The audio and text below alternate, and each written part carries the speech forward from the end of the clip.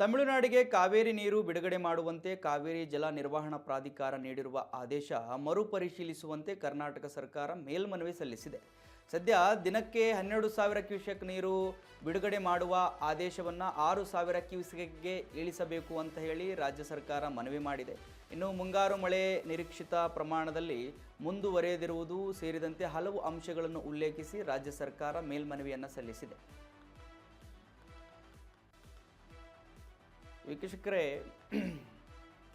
ದೆಹಲಿಯಲ್ಲಿ ನಿನ್ನೆ CWRC ಮತ್ತೊಂದು ಬಾರಿ ಮೀಟಿಂಗನ್ನು ಮಾಡಿದೆ. ಅಲ್ಲಿ ರಾಜ್ಯ ಸರ್ಕಾರದಿಂದ ಮನವಿಯನ್ನು ಸಲ್ಲಿಸಲಾಗಿದೆ. ಹಲವು ಅಂಶಗಳಿದಾವೆ. ಅದರಲ್ಲಿ ಏನಂತ ಹೇಳಿದ್ರೆ, ತಮಿಳುನಾಡಿಗೆ 12,000 ಕ್ಯೂಸೆಕ್ ನೀರನ್ನು ಬಿಡಬೇಕು ಅಂತ ಹೇಳಿದರು. ಸೊ ಸದ್ಯಕ್ಕೆ ನಮ್ಮಲ್ಲಿ ಮಳೆ ಏನಿದೆ ಅದು ಮುಂದುವರಿತಾ ಇಲ್ಲ, ಕಮ್ಮಿ ಪ್ರಮಾಣದಲ್ಲಿ ಬರ್ತಾ ಇದೆ. ಅಂದರೆ ಕರ್ನಾಟಕಕ್ಕೆ ಏನು ನೀರು ಬೇಕೋ ಅದು ಬರ್ತಾ ಇದೆ ಸದ್ಯಕ್ಕೆ. ಬಟ್ ತಮಿಳುನಾಡಿಗೂ ಬಿಡಬೇಕು ಅಂತ ಹೇಳಿದ್ರೆ ನಮಗಿನ್ನೂ ಮಳೆ ಬೇಕು, ನೀರು ನಮ್ಮಲ್ಲಿ ಇನ್ನೂ ಸ್ಟಾಕ್ ಆಗಬೇಕು. ಸೊ ಎಲ್ಲ ಕಾರಣಗಳಿಂದ 12,000 ಕ್ಯೂಸೆಕ್ ನೀರನ್ನು 6,000ಕ್ಕೆ ಇಳಿಸಬೇಕು ನೀವು ಅಂಥೇಳಿ ಮೇನ್ ಮನವಿಯನ್ನು ರಾಜ್ಯ ಸರ್ಕಾರದಿಂದ ಸಲ್ಲಿಸಲಾಗಿದೆ ಇವಾಗ.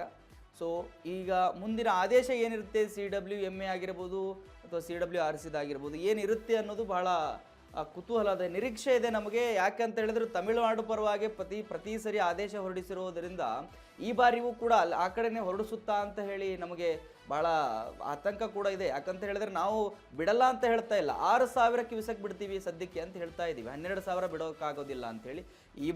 ಈ ಬಾರಿಯೇನಾದರೂ ಕರ್ನಾಟಕದ ಕಡೆ ಸ್ವಲ್ಪ ಈ ಒಂದು ಆದೇಶ ಬರಲಿ ಅಂತ ಹೇಳಿ ನಮ್ಮ ಭಾಳ ಬೇಡಿಕೆ ಇದೆ. ದಯವಿಟ್ಟು CWMA ಏನಿದೆ ಈ ಬಾರಿ ಸ್ವಲ್ಪ ಕರ್ನಾಟಕದ ಕಡೆ ದಯ ತೋರಿ.